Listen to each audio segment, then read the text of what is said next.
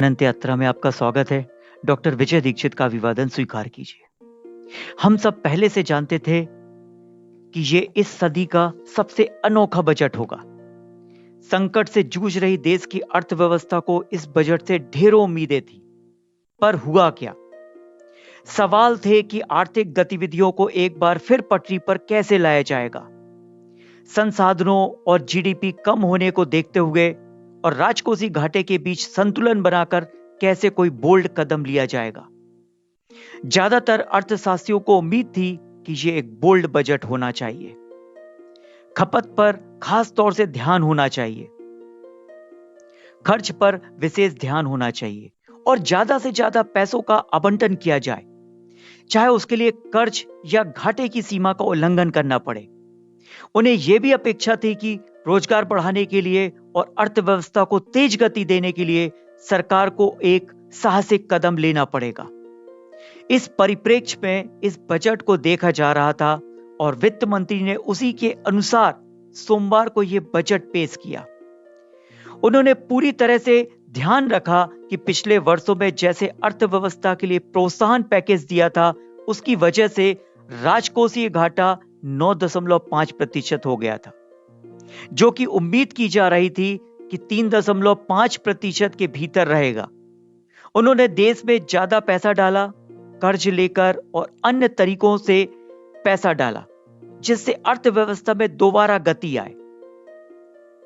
साथ ही अगले वर्ष यानी वित्त वर्ष 2021-22 जिसके लिए आम बजट पेश किया गया, उसमें उन्होंने 6.8% के राजकोषीय घाटे का लक्ष्य रखा है। ज्यादातर अर्थशास्त्री यही कह रहे थे कि शायद ये 5 से 5.5% के बीच रहेगा, लेकिन उसके भी ऊपर जाकर 6.8% रखना एक बहुत ही साहसिक कदम है और इसके दूरगामी परिणाम होंगे।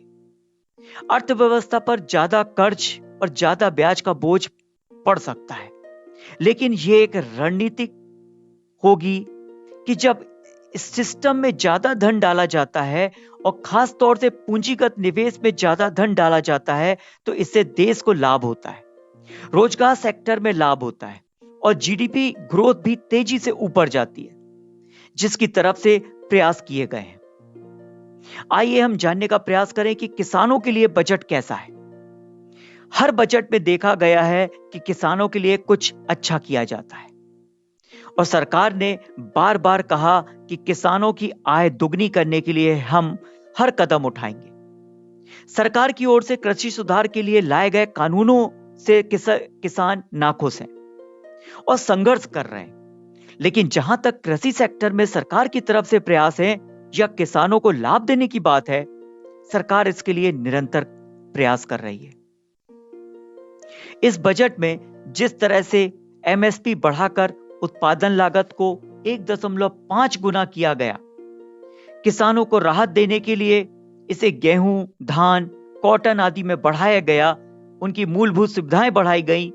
इस बार किसान क्रेडिट स्कीम में 16,50,000 करोड़ रुपए आवंटित किया गया है, जो पिछली बार 15 लाख करोड़ रुपए था, उसे 10% और बढ़ाया गया है।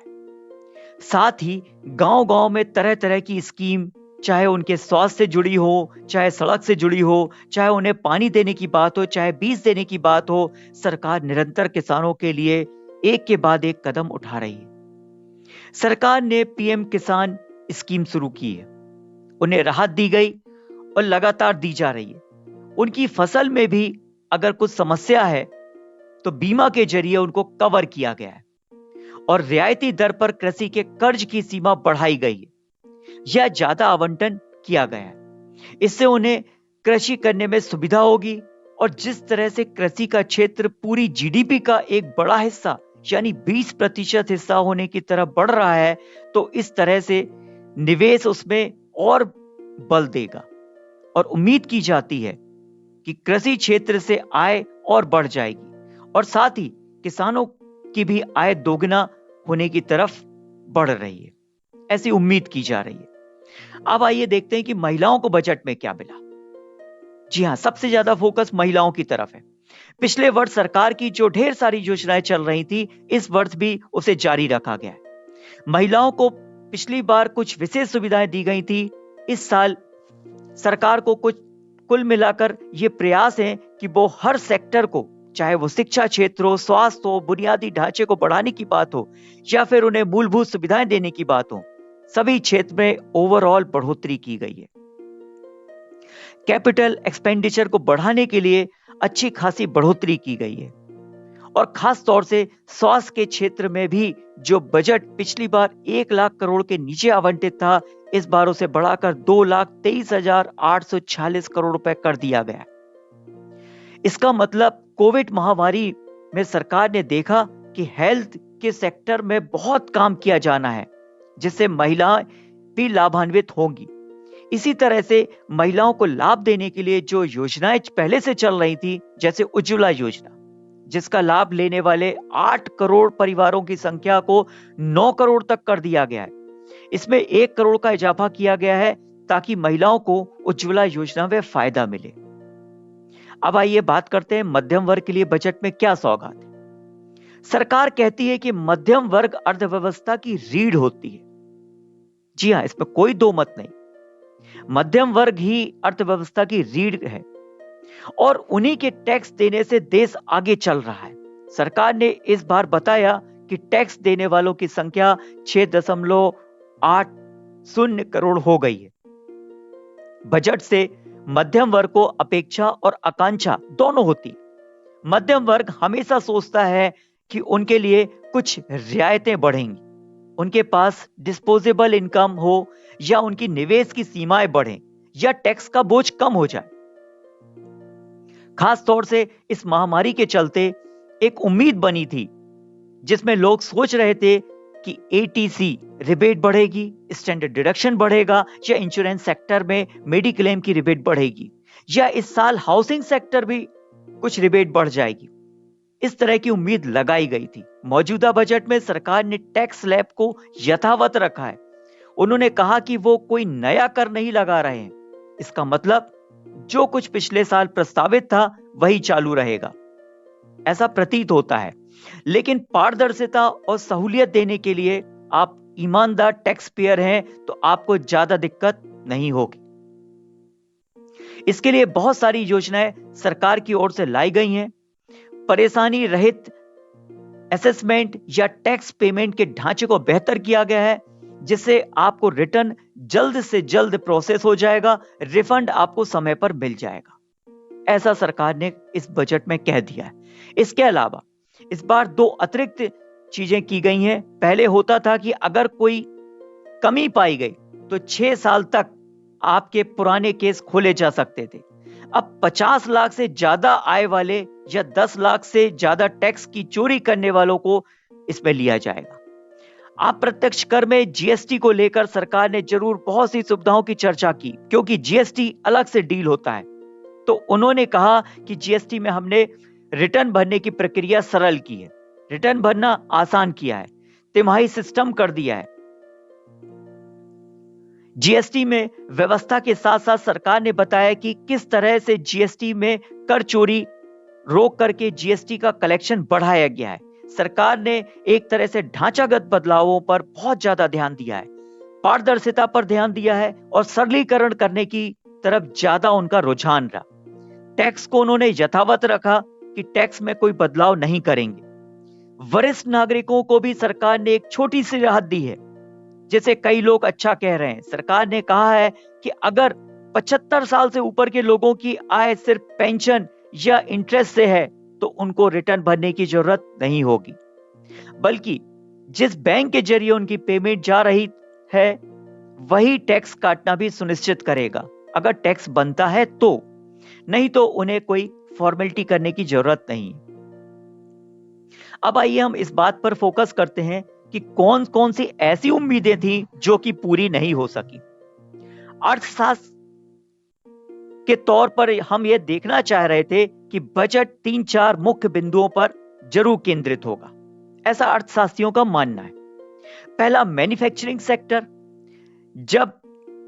जब तक मैन्युफैक्चरिंग सेक्टर बहुत तेजी से नहीं बढ़ेगा या अपेक्षा के हिसाब से नहीं बढ़ेगा तो रोजगार नहीं बढ़ेगा, क्योंकि रोजगार उसी से जुड़ा है। रोजगार पहले से प्रभावित रहा है और कोविड-19 महामारी के बाद और स्थिति बिगड़ गई है। दिसंबर में बेरोजगारी का रेशियो 10% तक चला गया, जिसे लेकर सरकार भी चिंतित है और देश भी चिंतित है। बहुत सारे लोग बेरोजगार हो गए और बेरोजगारी की समस्या गांव से हटकर शहरों तक आ गई है। अर्बन सेक्टर में भी बहुत सारे लोग बेरोजगार हो गए। इसलिए उम्मीद की जा रही थी कि सरकार साहसिक कदम लेगी, भले ही राजकोषीय घाटे में जोखिम लेना पड़े, लेकिन ज्यादा पैसा सिस्टम में डाले, कर्ज लेकर डाले, विनिवेश करके डाले, कैपिटल एक्सपेंडिचर की तरफ ध्यान दे। हमने देखा कि कई वस्तुओं पर कस्टम ड्यूटी में कमी की गई है। स्टील, सोना, चांदी और बहुत सारी चीजों में रेट कम किया गया है। मकसद यही है कि उन सेक्टरों में हमारे यहां ज्यादा से ज्यादा मैन्युफैक्चरिंग हो, हमारे लोग ज्यादा मैन्युफैक्चरिंग में जाएं और स्टार्टअप के लिए भी सीमाएं और बढ़ गई हैं। साथ ही छोटी कंपनियों की परिभाषा में कंपनी एक्ट में परिवर्तन कर दिया गया है।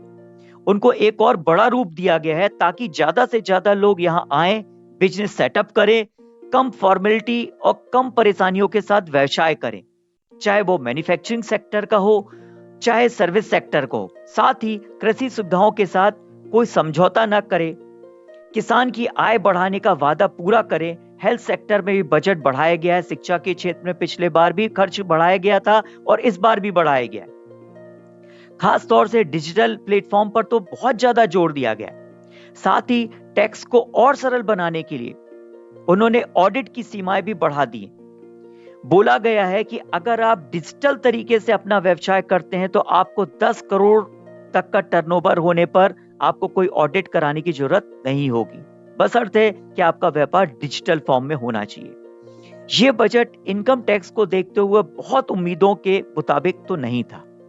हम लोगों को भी लग रहा था कि सरकार के पास बहुत कुछ करने के लिए स्कोप नहीं था, क्योंकि इस महामारी को ध्यान में रखते हुए सरकार देखेगी कि ज्यादा से ज्यादा आम लोगों को रोजगार दिया जाए, देश को आत्मनिर्भर बनाया जाए, किसानों की आय बढ़ाई जाए, स्वास्थ्य के ऊपर ज्यादा जोर दिया जाए, चीजों को सरलीकरण किया जाए और बिजनेस करने को आसान बनाया जाए। इन सभी चीजों में मुझे को ऐसा लगता है कि सरकार ने सही दिशा में कदम लिया है, लेकिन और भी कई चीजों की उम्मीद की जा रही थी, लेकिन सरकार ने 30,42,000 करोड़ के बजट साइज को सरकार ने इसको ले जाकर के करीब 34,83,000 करोड़ रुपए खर्च की तरफ जोड़ दिया है। जीडीपी के संकुचन के बावजूद भी उन्होंने खर्च की सीमा 35 लाख करोड़ के आसपास रखी। ये एक साहसिक कदम माना जाएगा। साथ ही ये भी ध्यान रखा गया है कि हम अर्थव्यवस्था को गति देने के लिए हर तरफ एक जरूरी कदम उठाएं, वो चाहे इंफ्रास्ट्रक्चर सेक्टर में हो, सड़क बनाने की बात हो, पावर डिस्ट्रीब्यूशन सिस्टम की बात हो, सोलर सिस्टम की बात हो, हर दिशा में उन्होंने ध्यान रखा है। तो बजट में इतना ही कुछ था। मुझको लगता है पूरे बजट को यहाँ पे समाहित किया गया है। इसके साथ ही मुझे आज्ञा दीजिए। धन्यवाद। Subscribe now and press the bell icon. Never miss an update.